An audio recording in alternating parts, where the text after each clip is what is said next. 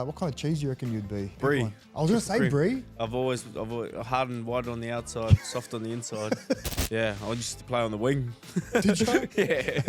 And I used to get smashed. Slowly made it into the middle, brother. Man, I think I invented yardage carries at that age. Joey Manu obviously is signing for Japanese rugby. Oh, geez, I'd love to know what he's getting. Oh, me too, me and you both. Did you find that rugby league was kind of your shining light? Turned 17, I got sacked from the Cowboys, and I kind of felt like that dream was over. I was living in a car in Brizzy. It's pretty fucked. Living in a car? Yeah. How did you get in that position? I had no other option, really. You gotta notice, like, you got no tats. Do you want to see it? I'll see it. You see it on camera?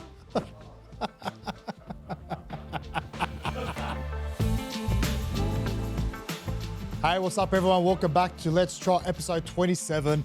And I got an absolute grazing board for you today. The cheese. What's happening, brother? Nah, thanks for having a grazing board. Jeez, that was cute. You like that? Yeah, let's trot, baba. What do you reckon? What kind of cheese do you reckon you'd be if you had to pick Brie. one? I was going to say brie. I've always hard and wide on the outside, soft on the inside. I love it. I love it. What's been happening? Obviously, tough loss last night. Yeah, tough one, but especially against the probably old one boys. we didn't deserve, you know. Yeah, bro, I'm 0-4 against them at the moment. It's pissing me off, man. I just want to go in the sheds after the game and be like, woo, cop that, boys. But yeah, it's just it's a tough one, and bloody Xavier Coates, he knows how to win the game. Yeah, but we probably didn't deserve it, bro. Too many knock-ons, too many penalties. Yeah, is what it is, man.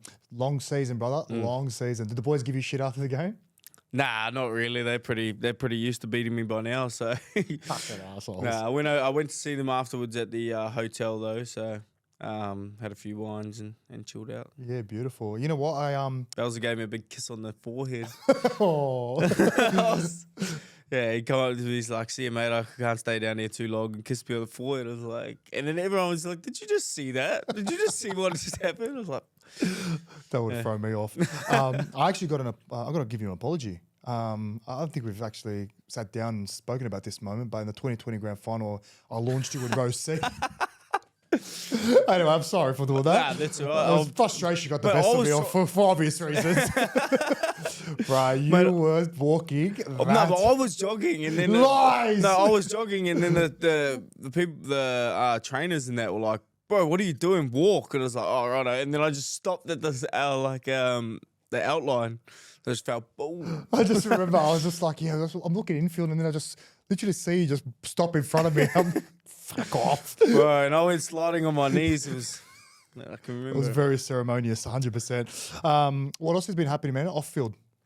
Not a whole lot. Like I got the potty with that's right. Obviously Jimmy Graham, and my missus just moved over from Melbourne. But yeah, apart from that, bro, I'm pretty chill, dude. Don't get up to much video games and yeah. Talk to me about the potty. What's that about? How did that even start with you and Jimmy Graham? I think just after the signing at Roosters sort of thing, Charlie White, obviously a great friend of ours, come up with the opportunity for me and said if you want to get into this podcast stuff, you know, this is a great opportunity. And yeah, I took it with both hands. It's enjoyable. I was going to say, you look like you enjoy it. It's sort of like, it's not too serious. You kind of, I can say, bro, I don't want to do it this week if I'm not feeling well, or it's not like I have a contract or anything. It's just go in whenever they ask if I'm available, and most times I am. They'll fit a schedule around, but it's pretty cool, real flexible, so I enjoy that part. How good. We just quickly touched on your nickname, Cheese, obviously sauce cheese. Doesn't sound a good mixed together, but it's going to be a good episode today for sure. How did Cheese come about? Was that, from memory, was it Joey Johns that brought that? Yeah, 2018, played against the Broncos. I don't know if it was round one, but then I got interviewed by Freddie Fittler. Yeah. And they just said that Joey said I look like a block of cheese. You know those guys that I've seen it. Yeah, you know those guys that chase the cheese down the it's hill. in England. Yeah. He said I look like that when I run. So, but Joey's off his head, obviously, and yeah, he comes up with some crazy stuff. But you've run a mile with him, obviously, mate. It's just run, and I think it was Dan and Kemp that like really sent it through the roof. It was just this one off season. He just kept posting stuff, about the cheese doing something hectic, and then. he said it would be funny if you change your name to Hectic Cheese on Instagram, and then the rest was history. The rest is history. Bro, but it's funny because some people don't even know like my name's Brandon. Like some people just go Cheese. And I'll ask them, like in New Zealand where rugby league wasn't as big, like I'll ask this, like, do you even know what my name is? And some people be stumped. So. I'm kind of similar with that. Like everyone calls me Sauce, and when someone calls me Josh, it's Josh like, would be so weird. yeah, like Joshua. Like, Yeah, Josh. Sorry? Like, I've just never been called Brandon either. It's either been like Smithy, Smiths, Little Smiths, Cheese. It's never been Brandon. If someone said Brandon, you're in trouble. A dictionary of what I mean? nicknames for you. Fucking hell. How do you like your sneakers? You got a few? I used to have a few when I lived in Melbourne. Used to always get dunks in that, but then I kind of grew out of it. I'm more of a Jordans guy, but never owned a pair of TNs. Not TNs. I've never owned a pair of TNs either, though. Not a Eshe or anything like that. Yeah. But I've never owned a pair of Yeezys, and I didn't even know I was getting that. I thought I was just doing this for a bit of Fox love.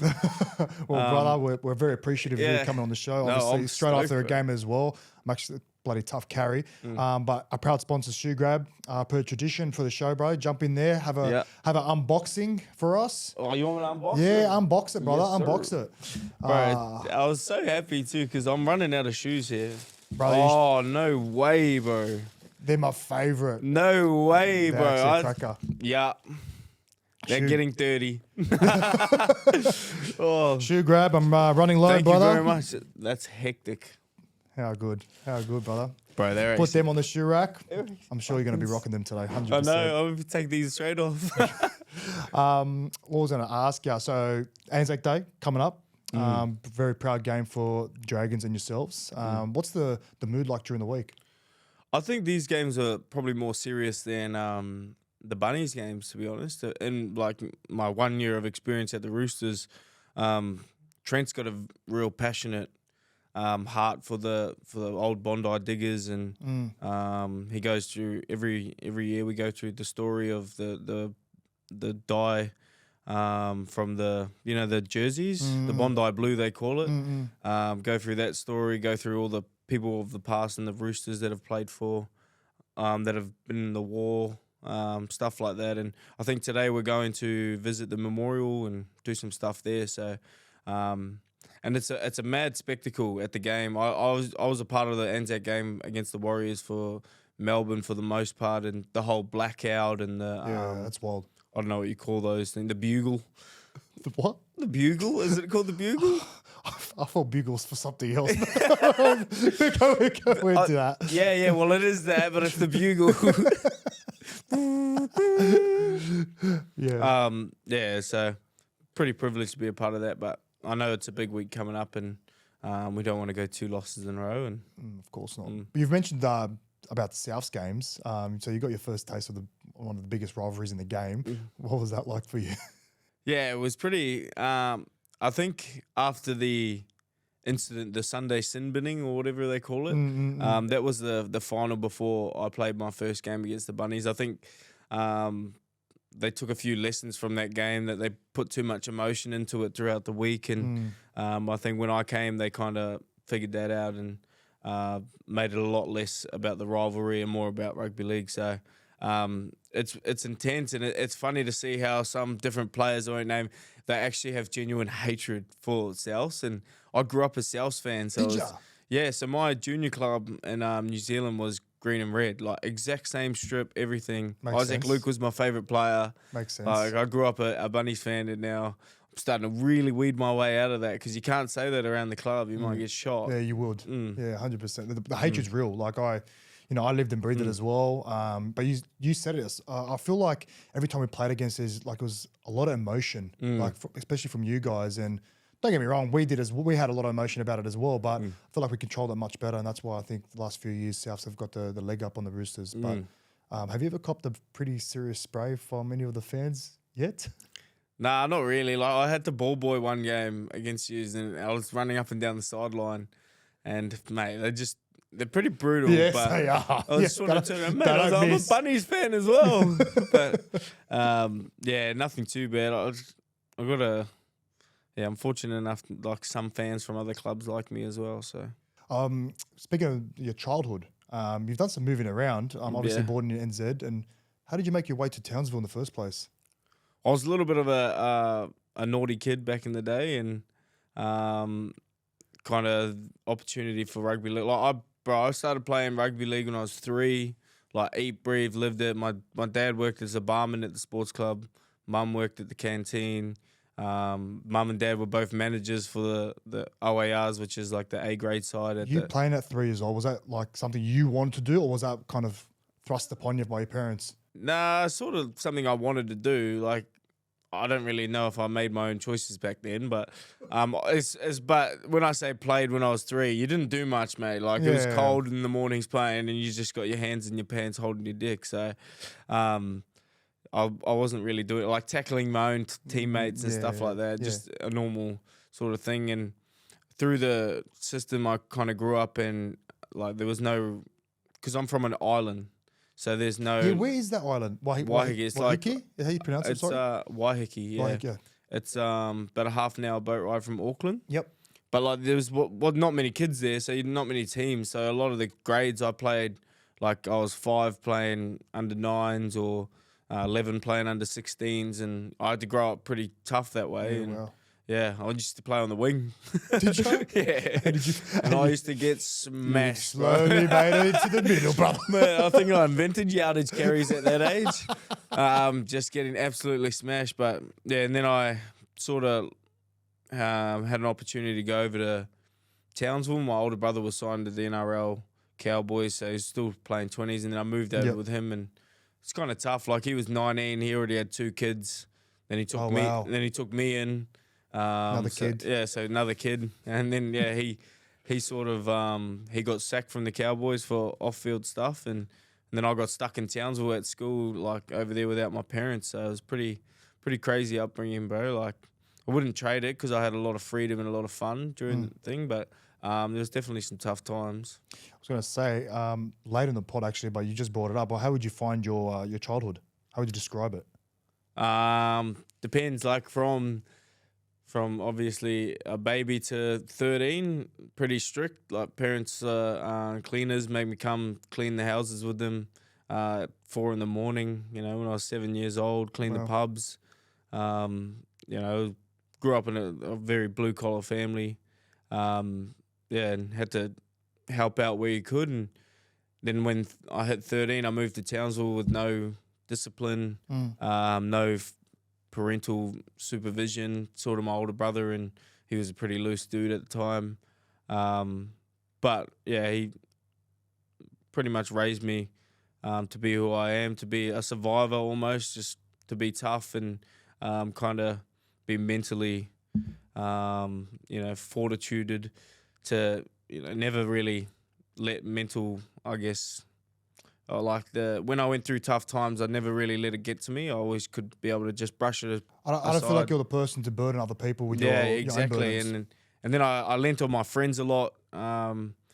Would stay at their house all the time. Would lean on them for pretty much everything. I had about 5 mums growing up because I went from billet home to billet home when my brother got sacked from the Cowboys, and sort of it was tough, bro. Like, parents gave me everything I needed while I was over there, everything they could. But at the end of the day, it got me where I am now. It made me who I am, and those sort of things I can't take back. 100, you know what I mean? What's what is your background? Your full background? You got anything in you? Are you a bit of a mix of I'm Māori Norwegian. It's pretty weird when you say that, but it's not uncommon. So I asked my grandma about it about when I was about 17. It's like. And apparently, after the World War, a lot of ships they fled like the Scandinavian countries and went to New Zealand. And there's a big ship of Norwegians. Chance Nickel Klogstad, Māori Norwegian. Oh, is he Norwegian? Joseph Tarpany, Māori Norwegian. Really? Yeah. So there's more than you think. Well, I know Malachi and Dallin is they got Polish in them. Yeah. I think it's their grandfather was in Auschwitz. Yeah. Wild. Yeah. Like. So, I'd never heard of it. I'd never heard of it. And then the World Cup recently, I thought Klokstad was like a German name. Yeah. Something like that. And then he told me it was Māori Norwegian. And then he told me that Tarpany was. It's like, good company to keep. They're cuzzies. Yeah. Do you get in touch with any family over there? Or Nah, not I don't really? know anyone. I went to Oslo during the World Cup, but no one there. What was that like for you? What was Oslo? Well, how would you describe Norway? Oh, mate, it's just like going back home. I just felt the spiritual connection. No, it was good. Went and seen the Northern Lights and that, but other than that, nothing really. Fair enough. Yeah. Fair enough. It's Some bloody big- cold, bro. cold. Yeah, minus You- 6 you'd every be, day. You'd be okay with the cold, no? Not that. I'm good That's with the pretty cold. much- That's cold, bro. That is That's freezing. like, that's 3 jumpers on. Like, every time you go into a restaurant or something, you got to take it all off, and then before you go out, you got to put it all back on. That's in your stomach stuff. That's next level. That's cold, hiding bro. in your stomach stuff. Yeah, That's going exactly. real. Sorry for our female viewers. That's After yeah. hearing that. Yeah. Speaking of recent news, Joey Manu obviously is signing for Japanese rugby. What was the reaction like from yourself and the teammates? Bro, like, actual chill, There wasn't like, we just make fun of him. Well, we thought it was French. We used to always, Yeah, well, that's what the narrative was. yeah, but I'm stoked for him, bro, because it's a great opportunity for him and his family to go over and experience, that side of the world. Yeah. And yeah, he's obviously making money. He's got a 1-year contract with 2-year player option, so he's got a 3-year contract. I don't think we'll see him back, bro. If I'm honest, just because I know Joey, he's a gamer and he loves sushi, loves anime. Like it's just everything there is what he loves, and That makes sense. I just don't see him coming back. But hopefully he does. But it's just Who reached out saying they were happy to play over there and then come back and play? Was it him? I don't know, but he was telling me it's only a 6-month. Yeah, it's nothing. I It's think they only only a play like 6-month 13, 14 games. Yeah, something I like think that. he said 12, bro. God, dinner Yeah. suit, playing with a dinner suit on. So yeah, Honestly, yeah. So I don't know what he wants to do there, but geez, I'd love to know what he's getting. me too. Me and you both. It'll be hard to replace him in your team, that's for sure. I've also heard on the grapevine for a few friends, or mutual friends, I should say, you're a bit of a sleeper. You don't get along with alarm clocks. Is that true? Nah, yeah, I'm terrible, bro. Like, I woke up at 2 yesterday before the game. Did ya? Bro, if I don't have an alarm, like I'll be dead for 16 hours. Swear, easy. Like, Just I don't the- know what it is. Something I don't know if there's any doctors or anything watching. Let me know what that is. But if I don't have an alarm, bro, I'm gone. Surely you've slept through like training or But something. What's the the worst thing? Oh man, I've countless the amount of sprays I've got from bellyache for missing like a physio or something. And like every time it's when my phone, I don't put it on the charge before bed and it goes flat. Yeah, Then yeah. I wake up, bro. I have like 20 missed calls, missed it all, and yeah. Do you get the sweats? Like you get full anxious and stuff, like knowing you're late, or Bro, are you I pretty chill? If I wake up before alarm, bro, I'm in like a panic because I'm like, hate that bro, feeling. like I've woken up, no alarm. That means I'm late. Just quickly scurry around for the phone. But yeah, like the last week for the Newcastle game, I went to bed at about 11, and I was rooming with Zach Docker-Clay. The team walk was at 12:30. I woke up at 12:15, and then as soon as team walk finished, I went back to sleep and woke up at 5:30 for a 5:45 meeting before the game. So yeah, I'm a proper sloth, bro. Like, love a good slumber. I'm the opposite, man. I'm not a real good sleeper. I hate naps. Just Oh, bro, like I probably. It's tough because if I do that, I'm up. Like I didn't go to bed till like 7 last night, so I had to text you like, bro, we need to go back. We need to make this back, push this back about half an hour. Well, you mentioned about bellyache spraying you. What was the time that you remember that you got absolutely? Well, bro, sprayed? I missed the physio appointment before Cam Smith's testimonial, and it's sad because like obviously learning under him and then Belzer rang me, bro. I could feel the spit coming through the phone. Don't fucking bother about the fucking testimonial game. You're not playing, you drop. It's like, yeah, sweet, bro. Thanks. You got dropped for that. Yeah, and then That's wild. And then I didn't. That was started 2018. That was fit when I first started coming in, and then I didn't play for 4 weeks because of it.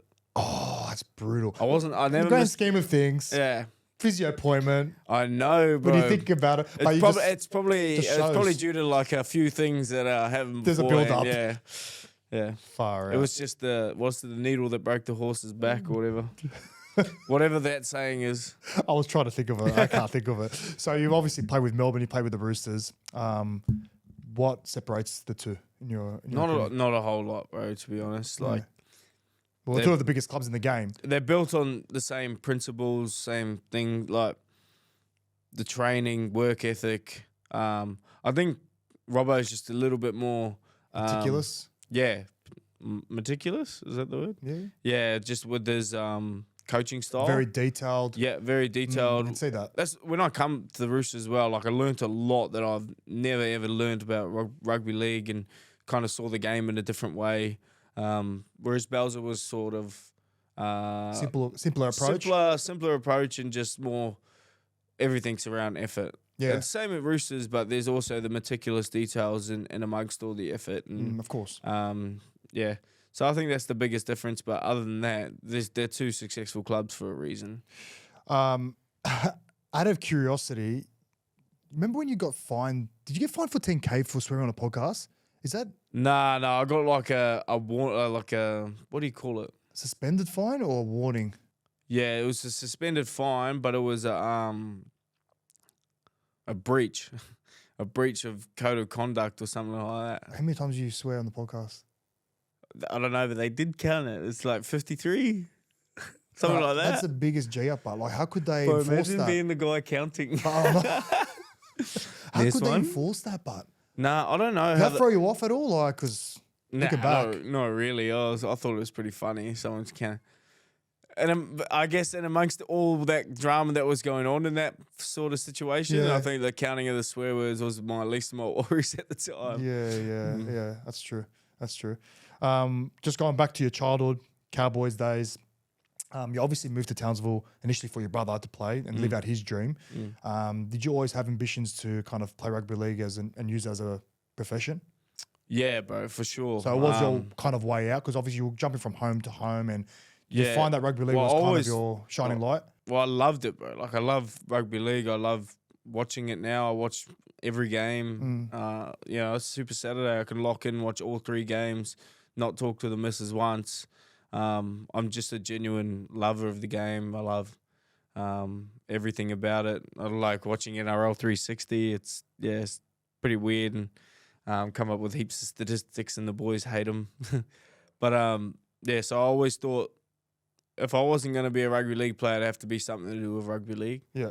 But I was always pretty good. I always had I made a lot of rep teams when I was younger, and I thought, there was definitely an avenue. And then when I turned 17, I got sacked from the Cowboys, and I kind of felt like that dream was over. Yes, I didn't know you got sacked from the Cowboys. I thought they released you, because I was going to ask you, like, was Cowboys never in the picture before you went to Melbourne? No, I got sacked before. So when I was 17, I got a under-20s contract with the Cowboys. Yep. I got sacked when I was 17. Yeah. And then I moved to Brizzy for about 6 months, and then played some good footy. I was living in a car in Brizzy. It's pretty fucked. And then You live in a car. yeah. How did you get in that position? Well, I was just had no other option really. Like, I did have option, but my brother had moved to Brizzy at the time. He was playing thing, and then I was just like, oh, well, I'll move to Brizzy, because some of my mates, Christian, Finley, and Charlie, they were moving to Brizzy, and I was like, I'll come move with yous. And then we had these plans to get jobs and get a house, rent a house, and then we ended up, all 4 of us, sleeping in a Kia Rio, 2003. Really? Done that for like 3 months. The boys would drop me off to, I got a gig at Wynnum Manly, Q Cup side? no, it was the SG. They don't call it SG Ball over there. Melbourne Inga Cup at the time. And all the boys would drop me off at the trainings. Go jump back in the car. I had the passenger seat, bro, on the left hand side, the front passenger seat. Wow. Finley and Charlie had the 2 back seats, and my mate Christian Platt, his dad's Andy Platt, he used to play for England, Wow. NRL. They were all my good mates, and Bro, that's wild, but bro, it was pretty Like, wild. 3 months a long Got time fucking living out of a cold car. sometimes too, bro. Like, how do you you're obviously confined to such a small space, and when you say like you're living out of a car, like that's, you know, Bro, like the boot was packed, like all our clothes, everything. And then every now and then I'll go and like have a shower and That's what I was gonna say. and Shower. stay in my brother's garage with my cousins. But then I genuinely enjoyed being around the boys, being around the banter every day, every night. But we used to run out of gas all the time. And we had 4 free memberships for RACV, and we'd always ring up for the $15 free fuel they'd drop off. Wow. Bro, we did it about 8 times, and they ended up cancelling our subscription. They're like, mate, you're taking the piss. But I look back at that, and it's some of the funnest times of my life. Like, I was going out every Thursday, Friday, Saturday, Sunday, then training Monday and all that, and then rinse and repeat. Because that's where I thought the dream was sort of over. Yeah. And then, bro, I played good footy at for the Melbourne Cup. I won Melbourne Cup Player of the Year that year, and then Cowboys re-signed me. I was straight back over to the Cowboys. Why did you get sacked in the first place? Nah, I just all feel so I'm gonna fight. Fair enough. Okay. I had a house party at one of my billet families. That was the first strike, and then I got arrested at this house party for fighting, and then I don't see you a fighter. Nah, I fought the copper. Oh. Yeah, don't be doing that. Nah. Can't be doing that. Yeah, and then that was the end of the line, and that was tough, bro. Like I went into the boardroom meeting. I had my family on the phone, and those like little circle speaker boxes. Oh, yeah. I had my older brother in the room as well, and they sort of just told my parents they pretty much had enough. And it was Michael Luck and Kevin Marty were in the room. They just said, "Yeah, we're gonna have to terminate you." And my mum and dad were crying on the phone, bro. It was a pretty shit situation to be in, and just another building block to the part of your journey, mental brother? resilience you have to build, bro. Thick skin, very thick, very thick. Well, we ended up getting back to the Cowboys. Yeah. To play NYC. I miss the NYC, man. Mate. I miss it. We had it good. We had it so good.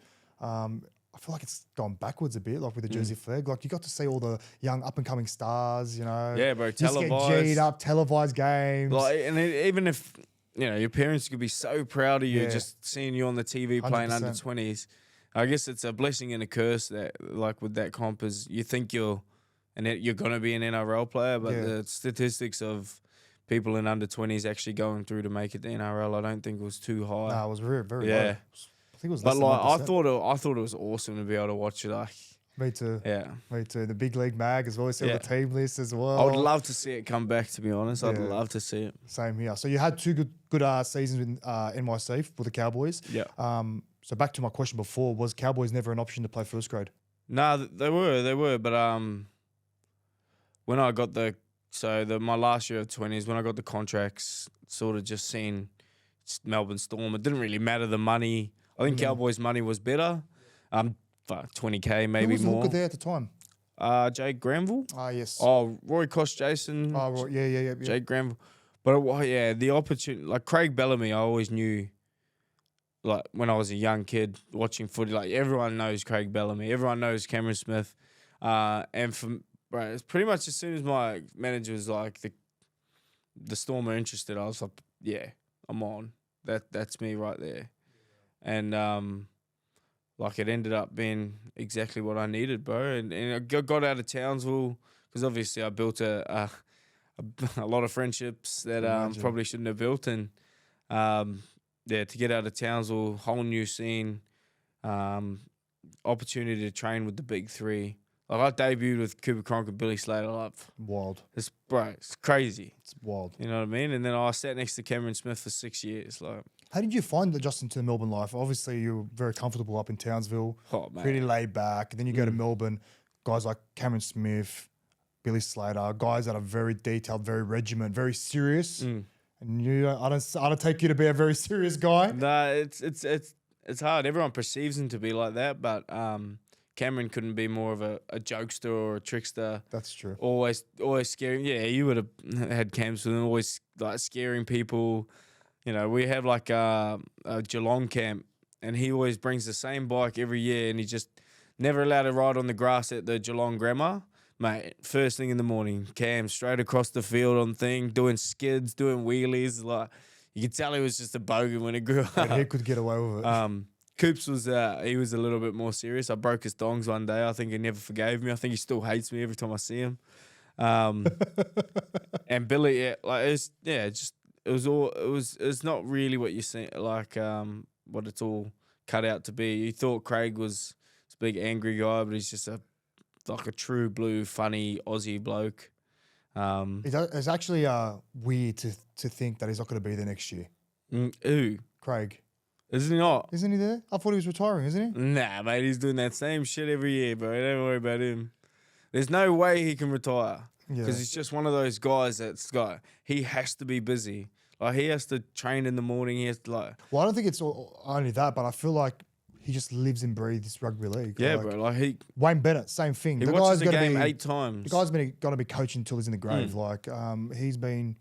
How many years is that? What, more than 50? Yeah. Something like that. It's actually wild. But those 3 players, everyone gets into this debate, like, how would you rank those 3 players? Smithy, Coops, and Slater.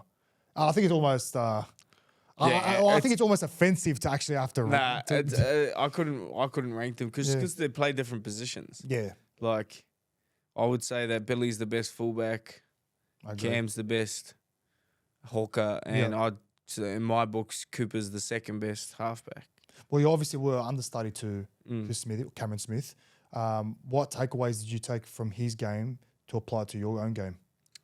What makes him the greatest hooker? Bro, just being able to dictate games, like being able to put games in his, like slow down games to his liking and then sort of speeding them up to his liking as well. And what makes him great, bro, is leadership. Like, there is no one on earth that is a better leader than Cam. Pre-game talks, out on the field, bro, he does not get tired. And like when you're on a defensive line with him, he almost does your job for you. Like, he'll look up at the defense and go, "Hey, Brandon, there's a 2 shape coming. Go put some pressure on him." Like, and in that voice as well. Like, and then he'll say the same thing to the next person next to you, and just that sort of. Just that brain, bro, just to be able to read plays. Like, there's a drop-off coming. Watch the inside ball here. And then he'll have eyes on the fullback. And another thing, he's never... If I went up to him and told him something that I thought about the opponent, like, he would never think that he's smarter than me, so why would I listen to him? Yeah. There's always something to learn. Like, regardless if I said it, if Pap said it to him, anyone that said anything to him, he'd take it on board and just think, put his ego aside and be like, this is... I agree. You know what I mean? Yeah. This is like, I'm not the smartest man alive. I can always learn something no matter who it's from. Well, that's a tough thing. Even I struggle with that. Yeah, we all do. Yeah. Like, we obviously can get carried away when we're playing so well, you know what I mean? And fuck, like, even me personally, like, back in my career, there was things where I thought there was times where I go, I got this, you know what I mean? But like you said, Cameron's one of his greatest qualities. He's like a sponge, bro. Yeah, like, he exactly. takes everything on board. And that's the thing about Melbourne, what makes it so great. I feel like there's no egos there. None. Do you find that? Yeah, like, you had guys like yourself, Fox, Cameron. Don't get me wrong, like, big personalities, but you guys don't have, like, big egos. Like, you know what I mean? You don't put yourselves above the team. Well, I think that's Craig Bellamy. Oh, yeah, and Robbo sort of does that as well, as like, you sort of have to put the team before yourself. And if you've sort of got an ego, you're not really doing that. And that stems from the higher ups all the way down. I agree. And just grateful that I got to learn that sort of lesson early. Because I used to be cocky as when I was a young fellow and I played footy growing up because I was a little bit better than most people. And then that kind of got weeded out. I was pretty carry on in under 20s, like carry on the field, like spray everyone. And then when I got to Melbourne, they just were like, "Mate, we don't do that shit." Up. Yeah, you don't celebrate tries, like you don't do all that stuff. And I'm glad I got to go to that club and learn that because I think I would be a completely different footy player or a completely different person or character if I kept those traits. That's another thing you just touched on about, like, the hierarchy. Like, Melbourne's hierarchy, you never hear anything controversial about them. And it goes all the way down to the playing group. Like, you players, like, can just worry about playing footy. Don't have to worry about who's going to be the coach, assistant coach, like, controversy, like, who's going to be the chairman. None of that bullshit. Well, exactly. It's the exact same as at the Roosters as well. You just feel stabilised there. You don't... because when a coach is under pressure, that means your players are under pressure. 100%. Like straight away, all the players are under pressure, and swapping and changing coaches, different strategies, learning different principles, Culture, different culture. Exactly, and it's just, I guess it's tough, and I've been fortunate enough to not be in any of those sort of teams or environments so far. Yeah, 100%. Were the Roosters always the kind of most likely destination after leaving? No, they were probably until the conversation I had with Robbo, it was definitely Redcliffe. My parents had just moved to Bridgeman Downs, which is in Brisbane. It's about 10 minutes from Reddy. Obviously, it was really good money, which is first and foremost. No, but then it just, what kind of scared me was they said they were going to sign all these players, and then all the players they were telling me they'd re-signed with their clubs, and but it makes sense. But you had Jesse go, Kenneth go. Well, I didn't know they were going when I was trying to sign with them. They didn't want to tell me any of that. Would your decision have changed if you? Yeah, definitely. Oh wow. Well, I don't know. The conversation with Robbo kind of was a real good one, and we had the same sort of vision on career paths, and but Jesse and Kenny are like my older brothers, like dead set ride or dies with them, and they're a big reason why I was sort of level headed at Melbourne, and they kept me on the right track for the most part. Yeah. But yeah, the Redcliffe was super enticing, but I guess at the end of the day for me, I probably didn't have enough balls to go there. It's unknown. I didn't have enough balls, and I didn't really want to take that risk of going there, and then Particularly in that stage of your career. exactly, yeah, and we'll never know, I guess. Yeah, because I also remember you came out on another podcast, and you mentioned that you wanted to go to the Roosters to win a premiership. I feel like this sometimes you cop an avalanche of criticism for like the most minor things, but yeah, what was that like for you? Because like every player wants to go to win a premiership. Well, bro, I was half pissed when I was on the potty for starters, so. I think it should have been a little disclaimer before it came out. It's like, disclaimer, he's had 12 schooners before he's been on this potty. Oh, I think, but like, don't get me wrong, like you're going there to win a premiership. Yeah. Well, when I didn't say like I want to go there. Well, I did say that, but I didn't say it like that. I said Orbison gave me this speech that was so inspiring. It made me want to win a premiership in that jersey, and I meant like that jersey that was hanging on the wall. Yeah, right. Because the way he spoke about it, and it was dramas, man. Jeez, it was dramas. What was the aftermath of that? Was it that bad? Yeah, bro, it was pretty bad. Because then they just started like counting the swear words and then just picking everything out of that potty. So that was the same potty that came. So the swear words and that. Yeah. And then I said there was a massive drinking culture and stuff in rugby league. All the stuff they started bringing out is just yeah. And I remember I was on that island boat. I was on the piss. The island boat. Oh yes. I was on the piss on that island boat, bro, and I just kept seeing like Matt Tripp, who's the CEO. I was like, why is he want to bring me right now? And I had no idea that the potty had blown up or anything. Yeah. Mate, and then I was just like, let's see, Frank Panisi, who's the general manager. I was like, what? This is not who I want to be getting a phone call from. That feeling in your gut. Season. Oh, yeah, exactly. Off season, and like the first thing you think is like, what the fuck have I done? Yeah. Mate, it was horrible. Was it a good night at least? Yeah, not really, bro. I as soon as the island docked, I was like, yeah, I'm gone. I'm going home. I have to deal with this. Yeah. Well. But yeah, and then had to go and apologise to everyone at the club, and yeah. Fuck. How long did it go for? When did it settle down? Right, it all settles down pretty quick. Yeah. Like when I seen Craig, everything was sweet. Yeah. Like nothing, no dramas, and he doesn't hold grudges, so yeah. So we spoke about 3 superstars of the game. Who was that one player that just tops everything for you? Physical, mental. Will have to be Cameron Smith assuming by what you were speaking about. Yeah, no one's gonna beat Yeah. Smithy for me. Like even all time. Was he someone that you looked up to growing up? Yeah. So you Yeah, obviously had for Isaac. sure. You had Isaac Luke. Isaac Luke was my favourite player because of the thing, but Cameron Smith was also up there as well. Yeah. But then just like, I sat next to him in the locker. I saw how much of a family man he is. Yeah. Like everything in his life.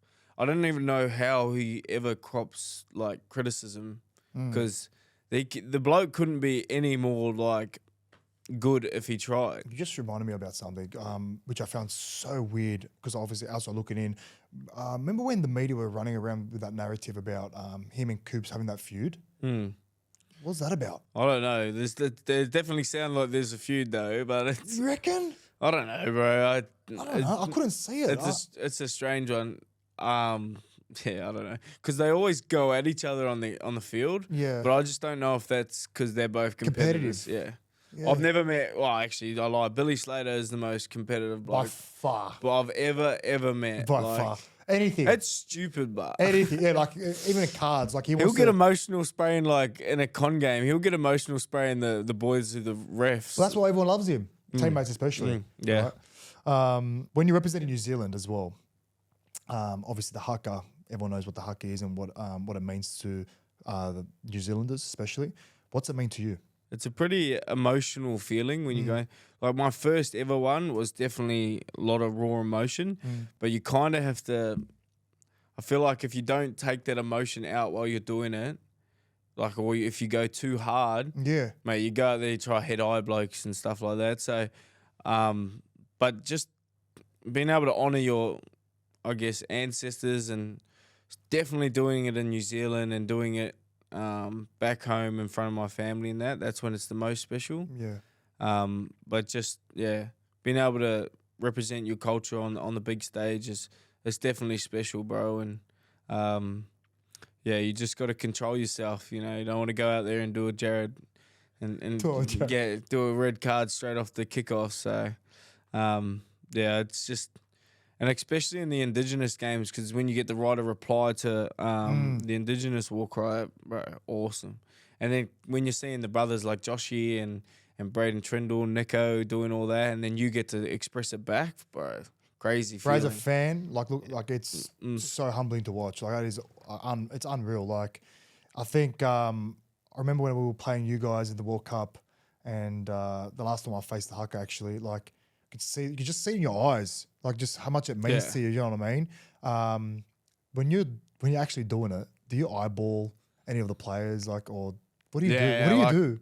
Yeah, I try to find one of the boys. Yeah. It was hard when I did it against Aussie in the semi-final. I was trying to eyeball Harry, but then after I finished. Because we got so much love. I was gonna say, I couldn't like. It's like started staring like- at your mate, like in a serious moment. Bro, But like, you want to laugh? I got up in his grill, bro. I'm like staring right at him, and then he like did one little smile, and I just cracked straight up. Yeah. How good's that? What was Madge like in camp? Yeah, tough, bro. Like tough.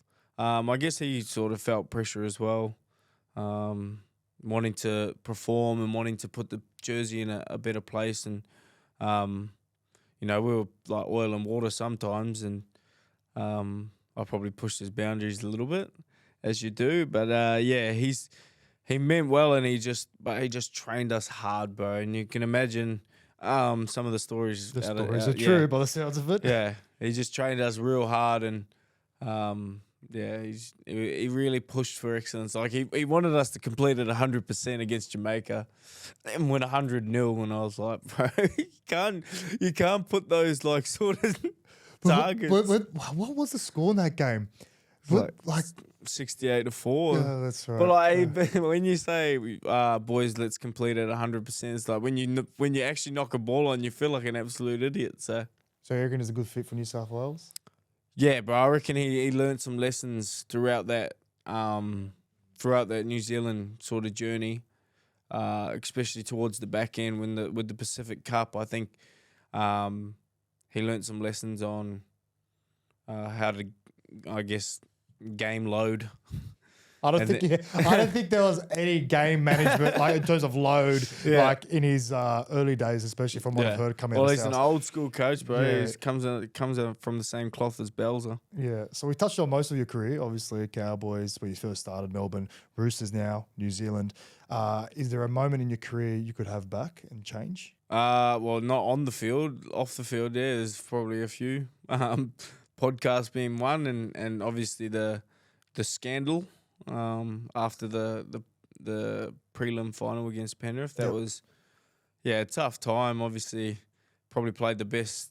No, not probably. Had the best year of my career. Killed it at you. Got Dally M Hooker of the Year, and then at the Dally M's, a video come out like that day while I was at the Dally M's, and that was tough, bro. I took my mum as my date, and then I had to take her into the room. I was like, "Mum, this video is about to go viral," and she was like, "Yeah, all good, son. Don't worry about it." Unconditional love. Yeah, she didn't really care, bro. And then when we got there, it's just all the eyes on me. I got moved from the table with all the boys to like Belzer and the CEO's table. Me and my mum sitting there, I wasn't allowed to drink or anything, and then got up on the stage. It was awkward as, and I think it just what really hurt. Like, I didn't care about what was said about me and that, because I don't really care about that stuff. But like my niece and nephew were getting picked on at school because of it, and that kind of hit home bad. I went back to Brizzy and I stayed there. I didn't get off the couch for about 3 days, and then I heard stories like that, and that's what hurts. It's when it affects the people that you love around you more than it affects you. That's the killer, man. Like, especially 9-year-old kid, at school. You're getting bullied for their uncle being a. Because I can't see how anything really gets to you as well. Like I feel like you got obviously for obvious reason what you touched on. You've got a very thick skin. Has there been a moment where something's absolutely just broken you? Like, well, that would be. They'll be up there. That would be the moment, bro. Like hearing about that from my older brother, and kids are pretty ruthless these days, and social media. Some of the things that were getting said. My niece and that didn't go to school for a bit because of it. That sucked, bro. Well, what's one thing you'll never change? I just never changed being myself, being authentic, being who I am. Some people like it, some people love it, some people hate it. And at the end of the day, if you're not being you, then you can't really walk around with a smile on your face if you pretend to be someone else, bro. You got to be yourself all the time. And you get me in trouble sometimes, get me paid sometimes, but that's who I am, and I don't want to change that for anyone. I think that's why everyone loves you, brother. That's the honest truth. All right, now a bit of fun. What's in the sauce? You like that? What's that? Oh, bro. Please don't tell me that's hot sauce or something. Do you like hot sauce? Fuck no. Really? Bad, bro. I'm terrible. Well, I'm thinking maybe we'll bring some sauce and do some testing, but anyway, we'll leave it for another guest. Okay, so bit of true or false questions, bit of fun, nothing too crazy. Yeah. No curveballs, I promise that. Okay.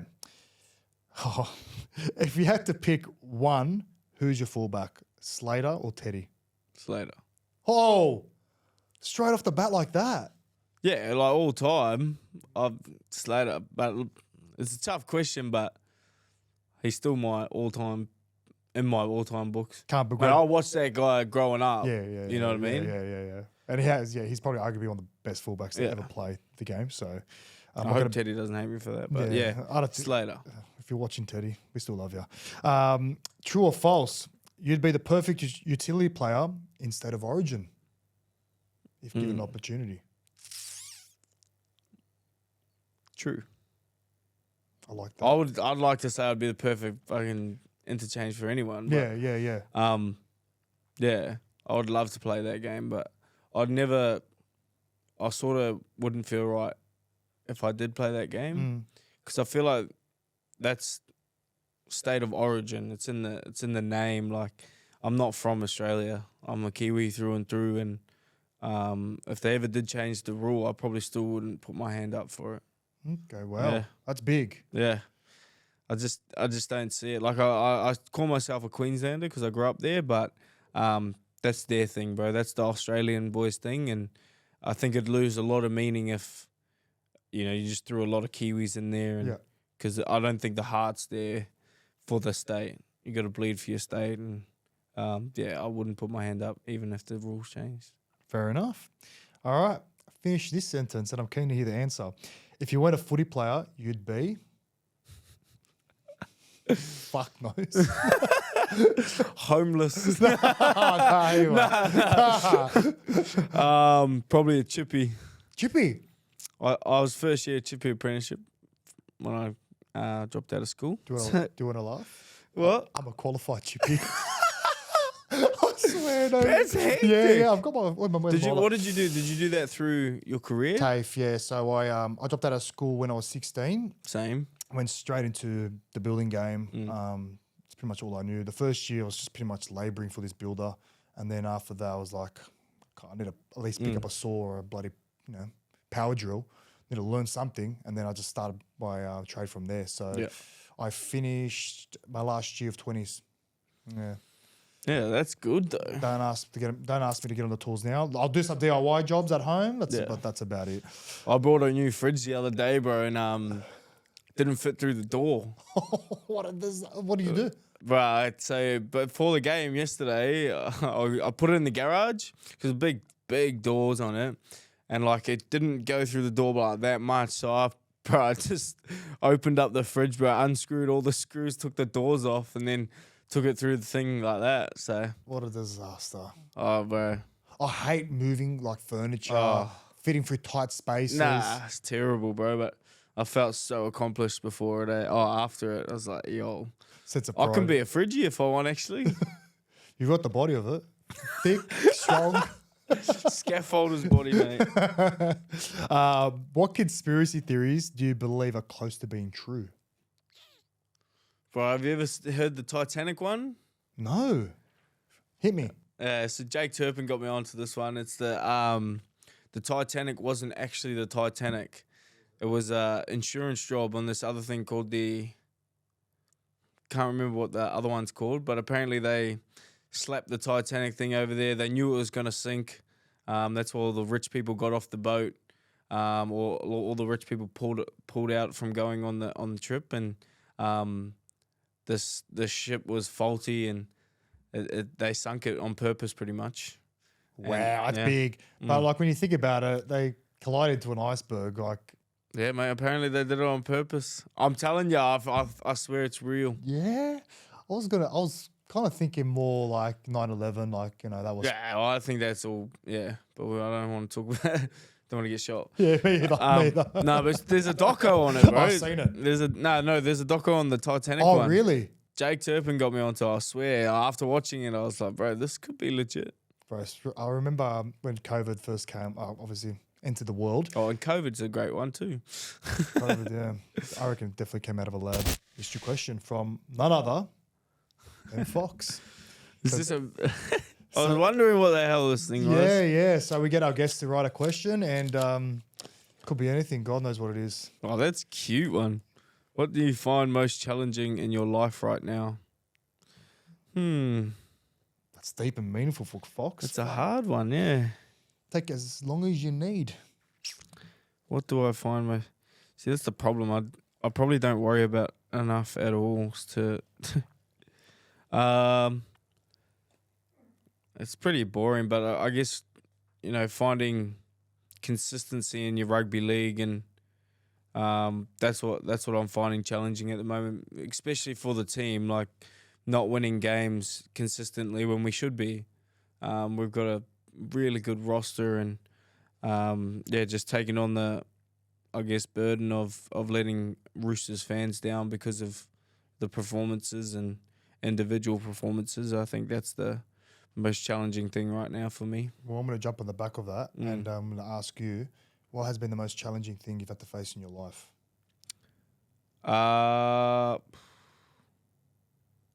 Definitely the whole growing up by myself was probably it was challenging and it tested me at times. But like I said, it's what made me. I guess, yeah, just not having my parents around all the time was hard, and then getting used to living with, randoms for a good 7 years of my life was pretty. Especially at that age. That was tough. But yeah, getting sacked from the Cowboys was definitely just at the time, and then what come from that is, living in the car, which wasn't that challenging, the living in the car, but just sounds it disappointing the family. That's letting people down is probably the ultimate fear in my life, and that was one moment where I let the closest people to me down. So easy, bro. Thanks for sharing. Now you've got the opportunity to write a question for our next guest. Was Fox the last guest? Oh yeah, he's always on there, eh? So you can put that down, pick up that envelope, open her up, and start writing whatever comes to mind. I'm curious to know what this question might be. Funny, serious? Nah, both actually. Has this been asked by someone to you? Yeah. Oh, okay. I got asked it last night. Last night? You writing a novel or? Well, because I've definitely worded it wrong, but That's all right. I'm sure we'll get the gist of it. Sign it. Sign it. Sign it. Sign it. Thank you, sir.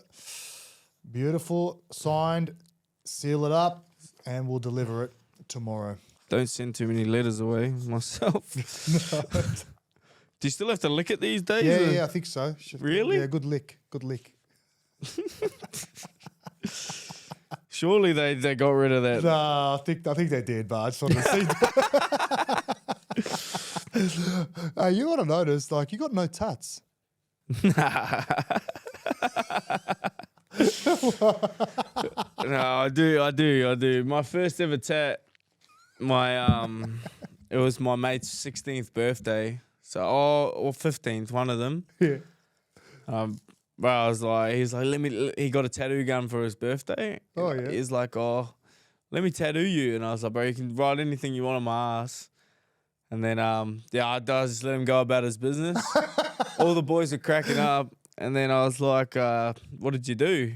And bro, he wrote fuck on one cheek and you on the other. And in the worst writing.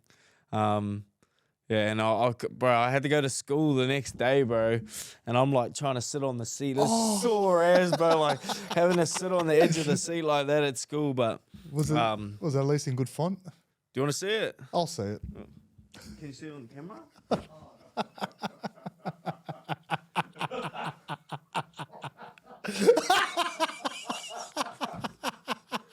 It's faded. Pick the mic. It's faded heaps, mate. It's faded heaps. Yeah, it's because I use my ass. I use my ass a lot. Oh God, you've just. It's a good font. How bad is it? You just mooned everyone. No, the font's actually pretty good, but it's all right. What about the F? He goes tries to do it. I think he started doing it fancy, and I was like, bro, that hurts. Can you just fucking get it done? You can never laser that off. Nah. You can never laser Mate, that I've off. thought about it heaps, but I just get scared that someone might pull my pants down in the footy game. But That's perfect. yeah, then I'm like, who cares? It's happened to me a couple of times, unfortunately. Is there any other tattoos that? No, I got a few, but Oh yeah. I didn't see that. mate, I got ones I've done on myself. You've done it yourself? Yeah, just at school. What did you do? This is it says shh. What, you engraved it Yeah, yourself? just with a needle. What? Everyone at my school used to do it all the time, eh? Really? Yeah, that's why I was telling you about the Vatos Locos one, but this one I actually did. Bro, my mates made this tattoo gun out of a little bit of guitar string, electric toothbrush, and a rubber. You just got nothing else to do up there. Oh, mate, Townsville, she's not a lot going on. Clearly. I got a little smiley face that's proper gone now, but that was done with the guitar string. Seriously? I didn't know that was a thing. I didn't even know it could be done. Yeah, but they're back in. They had those electric toothbrushes that they didn't spin. They went like that. Yeah. And if you put a a rubber from the end of a pencil. Like you connected it to that metal bit, so you took off the thing. Yep. And then you put like a guitar string inside the rubber and then taped it up. It'd do like a thing is. What was the pain like for that? Nah, it's sweet as, especially when you're doing it to yourself. Yeah. Like any pain you do to yourself is a lot better. Yeah. But it's proper bogan. No shit. Was there anything else? Any other weird That was like penning. contraptions? Any other weird contraptions you guys put together? Not that I can remember. Probably, but bro, like the ink in here is just like pen ink as well. It's not like tattoo It's ink. fucking stayed on you though. Yeah, it's killer. It's still there. This one didn't work too well.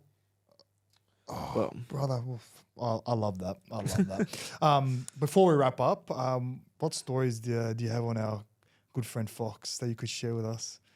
Nah. There has to be one. But I got a lot of love for Fox. So I got a good one. Like when I went through all that drama, this is why I love Fox and love his family and that. But I remember I was going through a lot of trouble, and a journo interviewed Foxy, and he was trying to get him to say something about me. And I remember watching it with my mum and dad. I was watching it on the news. Wow. And I remember Foxy goes, whatever you ask me about Brandon, I've got nothing but love, and I'll never say anything wrong. So next question. And bro, when I just watched it, I was like, yeah, that's one of my boys. And seeing my mum and dad see that as well, they were like instantly one of my boys. Same with Latrell, bro. I got a lot of love for Latrell. He offered for me to stay at his farm when I went through that stuff. And I had never met him, bro. I never met him in my whole life. Messaged me on Insta. And then I told my mum and dad about that. And now my mum and dad are just always rooting for Latrell over every drama that goes on. Yeah, man. Fuck. So that's what people don't say about Latrell as well. It's interesting when you see or you find out who people really are in those tough times that you go through. And I found out what Latrell was about then. And that's why I find it tough when people, try to run his name through the dirt. And I got a lot of love and respect for Foxy and Trell. So, yeah. Love that, brother. Well, I know you're on 1 hour sleep, and I appreciate you coming on the show, especially on such short notice. And I know you got a big game against the Dragons in ANZAC ground, so best of luck, brother. And until next time. Thank you. Thanks for having me. Sure.